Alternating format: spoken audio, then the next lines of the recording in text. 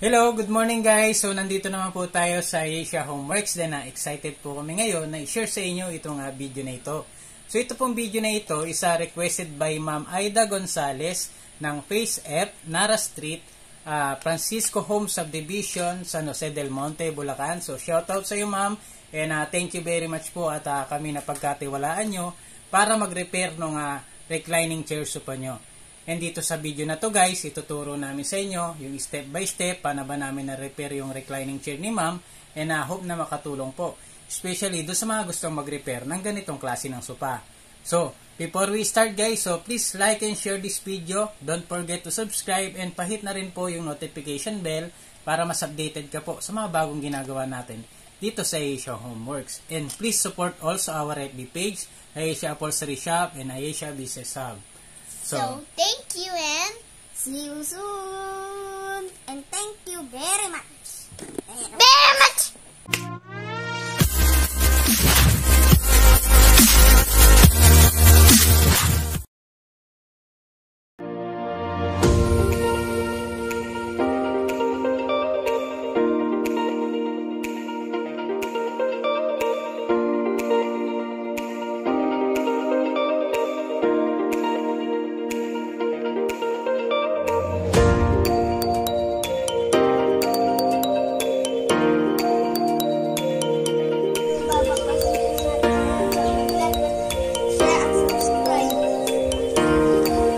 Guys, so ito yung babaklasin natin ngayon. Please po mag-share at subscribe. Thank you. Thank you. Hello guys, so ito yung bagong project natin ngayon, yung American size 2-seaters reclining chair ni Ma'am Aida. So shoutout sa iyo ma'am and thank you very much po sa tiwala. So sa mga wala pang idea guys about dito sa klase ng upuan na to, so ito pong klase ng upuan na ito is napaka-relaxing and then meron po siyang special features, no. So yung maganda rito sa sofa na to guys, so meron siyang switch dito sa gilid ng kamay. And then once na switch mo siya, so ayan, yung mismong footrest niya guys umaangat. So napaka-relaxing nito kapag inupuan natin, no. And then check din natin guys itong kabila kung nagwo-work pa yung mechanism niya. So ayan. So okay pa, no. May konting stuck up pero I think okay pa naman yung mechanism ng reclining chair ni ma'am. And then so check din natin guys yung mismong arm. So may napansin lang ako dito guys. So yung mismong arms niya, so yan talagang malakas na yung uga niya, no. So ibig sabihin meron talaga siyang natanggal or may kailangan tayong repairin doon sa mismong loob. So yan. And then ito po yung cushion sa ibabaw and then check din natin kabila. So same din guys, ganun din, may malakas na uga rin siya, no. So may natanggal dito at kailangan repairin. And then ito yung pillows niya. So okay pa naman. Or yun sa arms niya, no, yung pampalambot dun sa arms. So okay pa naman. Yan. Check natin. So yan. So ang gagawin natin dito guys, ipipix natin to dun sa mismong arm. So tatanggalin na natin tong zipper na to. So para hindi na rin siya nare-remove, no. So ayan. And then check din natin yung kabila. So ganun din. Same din po, no.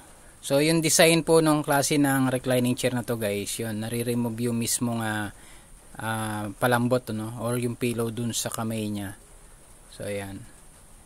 So tatanggalin natin din tong kamay na to and then check natin yung loob, no. And then so sa mga bigyan ko lang kayo ng tips guys, no. Yung ganitong klase ng upuan guys, so natatanggal yung mismong sandalan nito. So ayan. Meron lang siyang switch diyan, meron lang siyang clip diyan sa may ilalim, no, sa may kamay. So ayan, tinanggal ko na yung clip nito. Then pakita ko lang sa inyo, no. So ayan po yung ano niya, yung saksakan nung ano niya, nung mismo sandalan. So ayan yung clip. And then dito mo lang siya i-clip para ma-remove mo siya, no. Especially kung maliit lang yung space nung ano. Kasi yung ganitong klase ng sofa guys, mahirap talaga siyang ipasok, no. So sa loob ng bahay, no. Kasi dahil malaki nga yung klase ng upuan nito, at limited lang naman yung kakasya dun sa may pintuan natin. So ito, so nare-remove po yung mismong sandalan niya. So kahit patagilid, madali mo lang siya may papasok dun sa loob ng bahay. And then yun, yung mga initial checking lang tayo, yan. So yung cover niya talagang palitin na. And then okay guys, so tara, open natin to and then masilip natin yung loob ng sofa. So okay guys, so tara, let's go.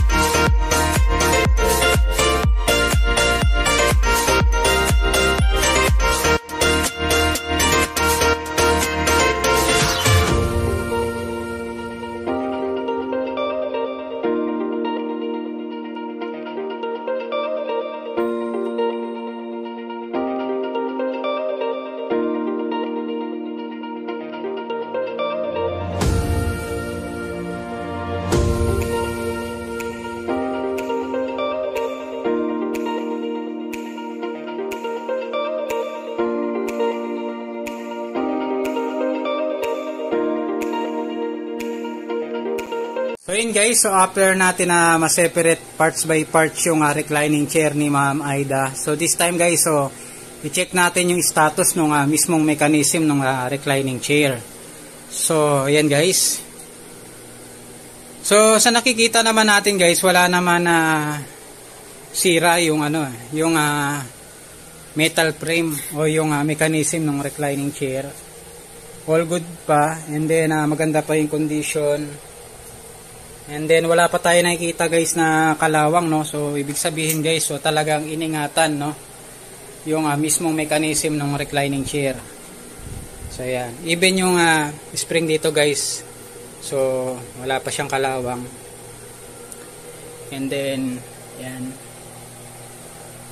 Then wala pa pong uga, no, yung mismong metal yung sa gitna. Yan. So lahat naman po ng tornilyo tsaka yung mga bolt nya, so okay na okay pa. Ayan. Ayan. So nailalak pa po mabuti. Ganon din po dito. Siya pala guys, ito yung pinaglalagyan ng footrest guys. Ayan.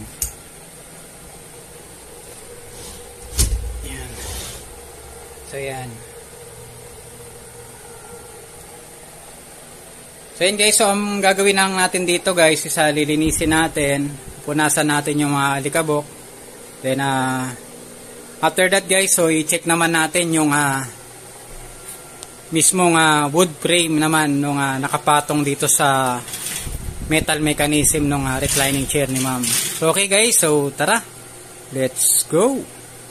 So yun guys, so after natin ma-check yung mechanism ng reclining chair ni Ma'am Aida. So this time guys, so pakita ko naman sa inyo yung wood frame na pinagkakabitan ng sandalan at upuan. Even yun sa arms niya guys, so pakita ko po sa inyo. So siya nga pala guys, ito pala hindi ko napakita kanina sa inyo guys. So kasama to ng metal frame. So ito yung pinupull, no, para mag-activate yung mechanism. So yung iba guys nito metal, no, pero ito plastic yung mismong button niya, yung mismong mechanism para mag-activate yung yung mismong reclining ng chair ni ma'am. Then yan, okay pa. Then dito siya nakalagay guys sa may arms yan. And then, pakita ko muna sa inyo guys yung kamay. Ito yung right side ng kamay ng reclining chair ni Ma'am Aida. Then yan, na-check naman natin yung wood yung condition ng wood guys. So, okay na okay pa siya. Made from palo china wood. Yan, even yung plywood niya guys. So, palo china plywood. So, yan. So, pag ganito kasing imported products guys, usually talaga mga palo china yung ginagamit. No? Pero pag dito na, pag local na, either good lumber or maling plywood yung ginagamit. So, ayan. And then, may foam cover dito guys na uno. Ayan. Or media. Media pala yung kapal. And then, mayroon siyang fiber peel dito. Sa sandal sa kamay guys, sa right side, okay na okay. Walang sira. So ito, need lang na i-tacker kasi medyo bumuka lang. Pero ita-tacker lang. Tatanggal lang yung tacker nung kinalas natin. And then, ito naman yung sa left side na arms. So, all good. All good pa guys. So, ayan. So, maayos pa yung mga kabitan ng black screw. And then, yung pinaka-frame. Yan, made in palo china wood din guys. Yan. And then may fiber peel, okay pa rin yung fiber peel nya guys. Yan. Mais na mais pa. Yan. So yun, napansin pala natin guys yun sa unang video na maluwag. So nung chinek namin, wala naman defect yung pinaka wood. So nagkaroon lang talaga ng pagluwag talaga dun sa tornilyo ng kabitan ng kamay. And then yung natanggal yung kanyang black screw or tech screw na na-tox dun sa mismong kamay. And then ito naman po yung mismong upuan guys. So yan. So okay na okay pa yung nosag. And then may nosag clip. Sa nosag nya guys, wala pang kalawang, no. So hindi na natin papalitan to kasi bagong bago pa talaga. Yan. And then yung round bar nya rito guys, okay pa. So nakakabit pa ng maayos. Yan. Then ito guys, ito ayusin natin to. Medyo babatakin natin to para mas lumapat dun sa mismong nosag, no. So yan. Sa status ng wood guys, okay na okay pa yung left side tsaka right side ng mismong upuan. Yan. Ganon din, made in palo china wood. So yan. So yan. Ito guys, nalinis na rin natin to. Natanggal na rin natin yung alikabok.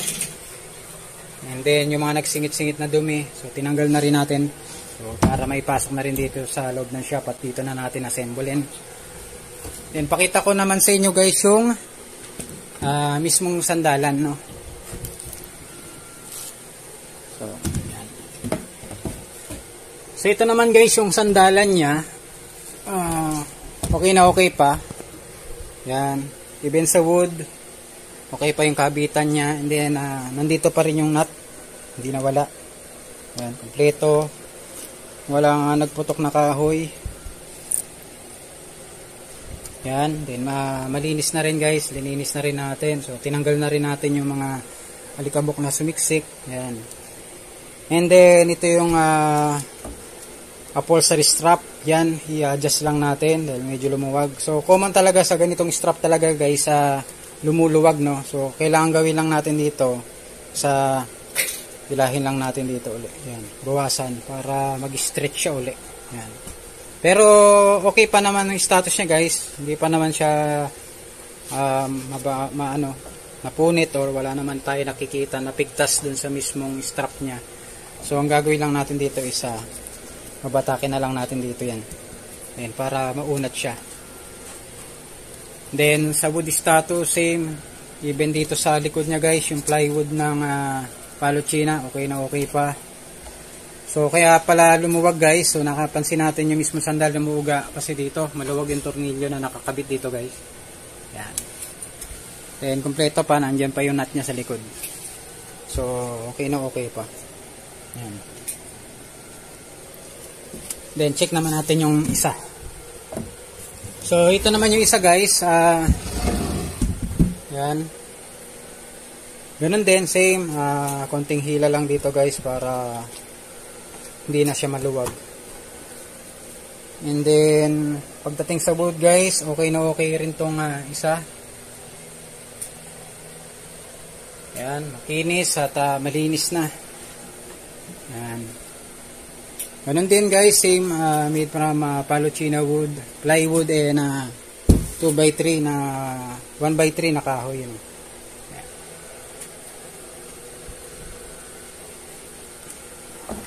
So wala tayong ganong problema dito sa guys, sa frame. Then ang gagawin na lang natin diyan guys is ayusin natin yung yung strap. And then, pagdating naman dito sa may upuan guys, yung ito lang, yung guide. Higpitan lang natin to. So, ayan. So, yun guys. So, after nito guys, so, i-check naman natin yung mismong cushion ng reclining chair ni Ma'am Aida. So, okay guys. So, tara. Let's go! So yun guys, so after ko pong mapakita sa inyo yung wood frame ng reclining chair ni Ma'am Aida. So this time guys, so pakita ko naman po mismo sa inyo yung materials and yung fabric na ginamit doon sa mismong upuan ng reclining chair ni Ma'am. So yun guys, so first, ito po yung sa may kamay. No? So made from velvet, velvet na fabric. Kulay brown. Ayan. And then, dito sa top niya guys, dun sa mismong kamay niya, so ito po yung cushion nun, yung pampalambot nun, cushion nun, yan. Yung pong loob niya, meron siyang fiber peel sa loob. Ayan, pakita ko po. May fiber peel sa loob yan. So, ganito po siya guys. Yan, fiber peel. So, sa status ng mismong arms guys, medyo pipis na yung fiber peel. So, ang gagawin natin dyan guys, magdadagdag tayo ng fiber peel. So, para bumalik yung dati niyang kapal. So, yan. And then, yung ilalim niya guys, so tatanggalin na natin tong zipper na to. Bubuuin na siya natin, i-attach na natin dito mismo dun sa kamay. Yan, pagsasamahin na natin ganun. Kasi may tendency kasi kung zipper pa rin siya guys, so natatanggal. May tendency nagkakaroon ng cause na, ayan, napupunit yung ilalim or natatanggal yung ng velcro. So hindi na siya talaga totally dumidikit. So natatanggal na. So para hindi na mangyari uli yun guys, so yung mismong kamay niya guys, yung cover ng kamay niya, i-attach na natin din dito yung pillows niya. O para hindi na nare-remove pa. So, ayan. Pero same, lalagyan pa rin natin siya ng zipper dito guys, para if ever na dumating yung time na numipis uli yung fiber fill, pwede nating maripilan kaagad. Ganun. So, meron pa rin siya dito. Zipper. And then, pag magdadagdag tayo, lalagyan din natin ng zipper para matansya rin natin kung gaano kadami mailalagay natin. So, ayan. Yan yung mga isa sa mga tips na ibibigay ko sa inyo. So, parang ganito yun guys. Yan. Meron din siyang zipper. Lalagyan din natin siya. And then, yan. Ito naman din po yung isa. So, dalawang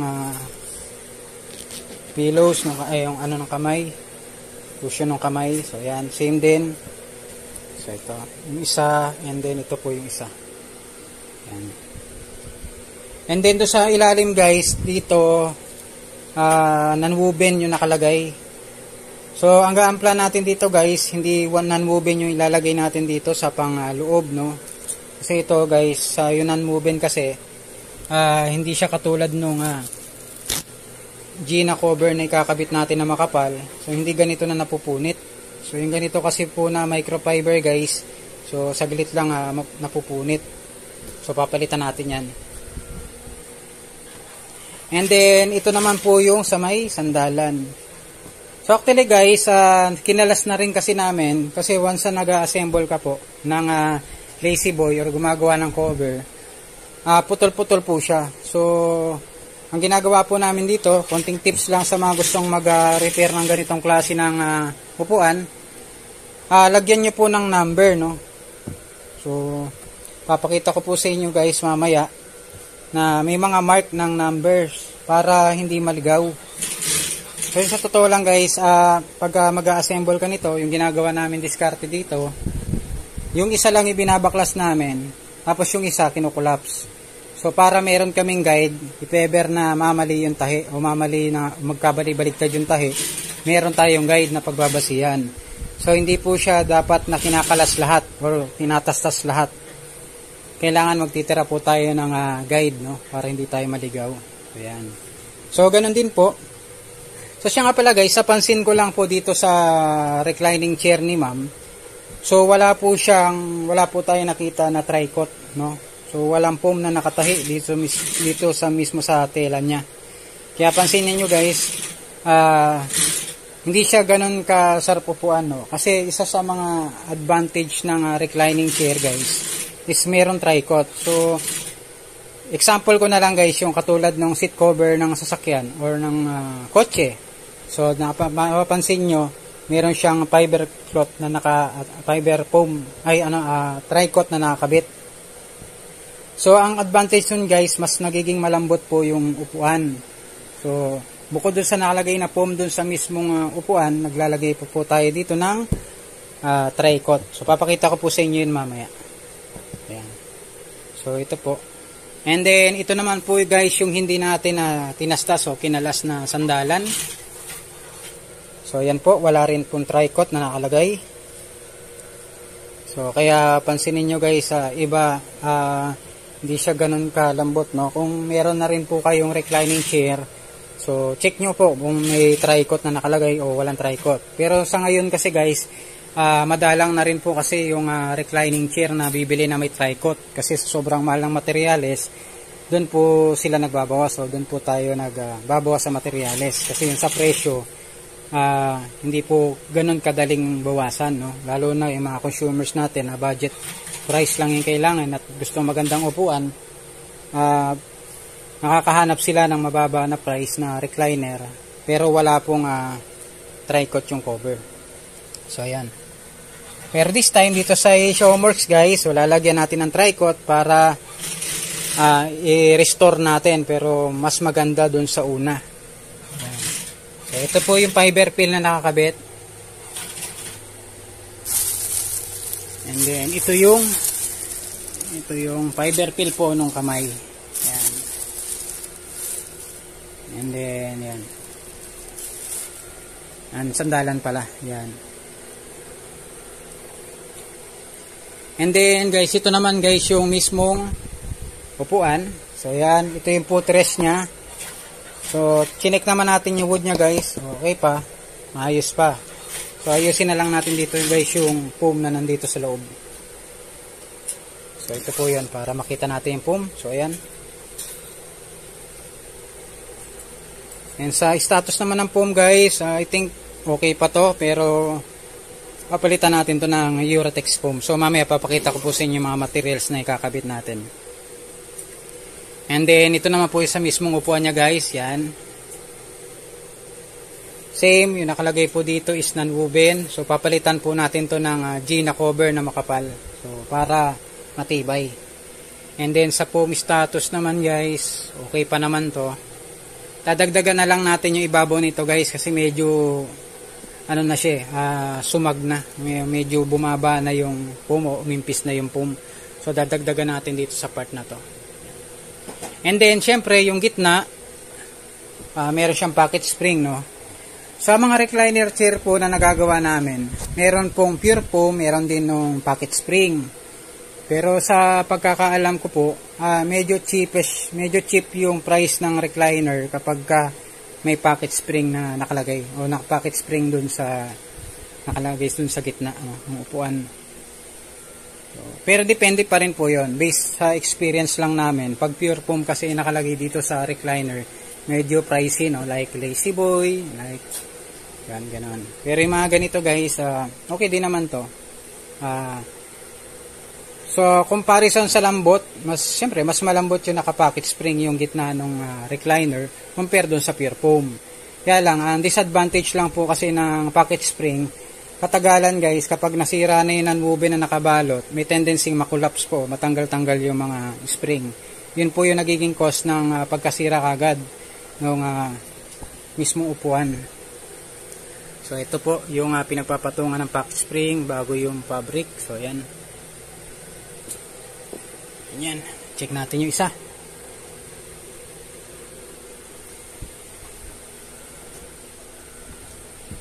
So ito naman guys yung isa. Ayan. So yung pong mismong footrest niya, okay pa yung wood. Lucina wood, okay pa talaga. And then yung sa foam, status ng foam dito sa extension niya, sa may footrest. So, okay pa rin siya, pero papalitan natin ng Uratex to guys, para mas makunat, mas matibay, mas malambot na rin po. Then, dun sa foam na nakalagay dun sa gilid, so, natanggal-tanggal na. So, ididikit natin to na Rugby Plus. Papatungan pa natin ng Uratex foam to, para mas matibay at saka mas malambot. Para mas lalong lumaki. Sabi nga nila, mas nabusog yung sopa. Yan. Then same, yan po, pocket spring din po yung gitna nitong isang upuan. So, yan. Sa status naman ng pocket spring guys, okay na okay pa. So, wag lang, sa pocket spring kasi guys, wag lang masisira yung mismong non-woven niya. So, pagka naman na ganun guys, na hindi naman nasira yung non-woven, hindi naman basta-basta masisira din yung spring dun sa loob. O madidisalign yung spring sa loob. So, yan.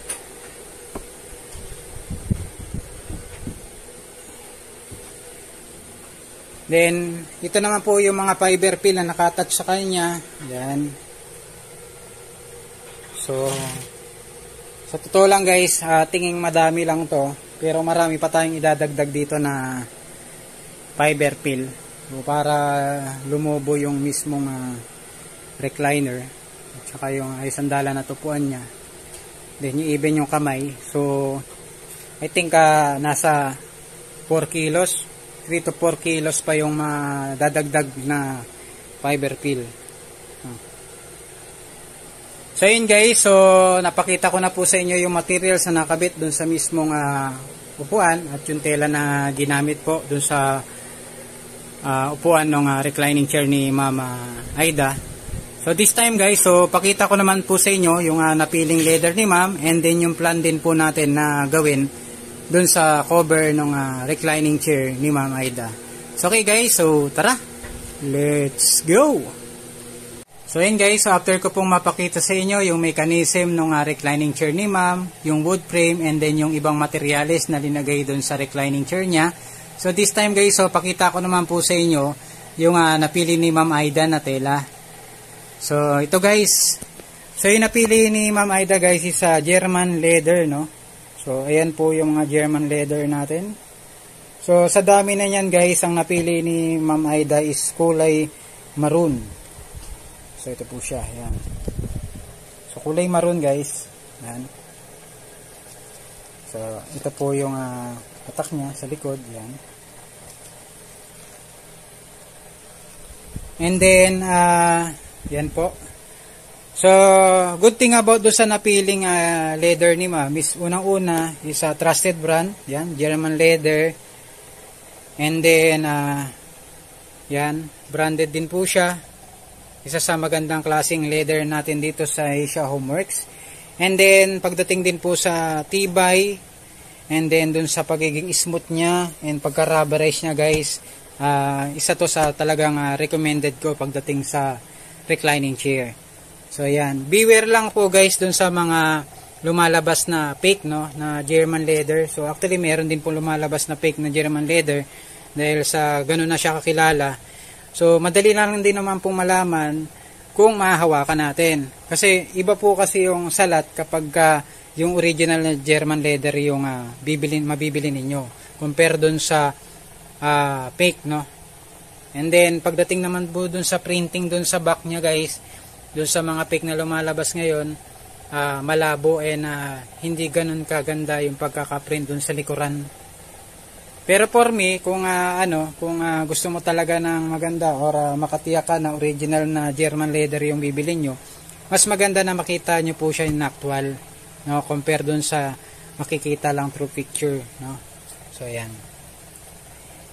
Then, ayan po. So, sobrang ganda, no? And then, syempre, hindi mawawala po yung Uratex foam. So, ayan.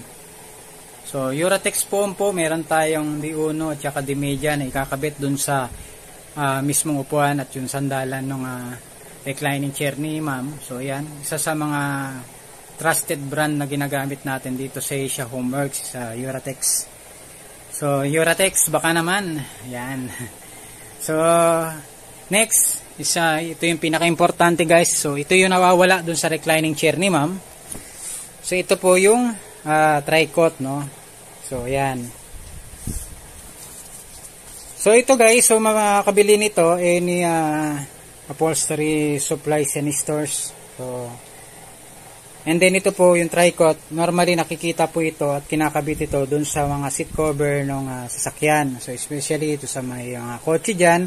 So, makikita nyo po, or may sasakyan dyan, makikita nyo po, yung mismong seat cover ninyo is may nakalagay na tricot dun sa leather. So, nakatahi po yun. So, ayan.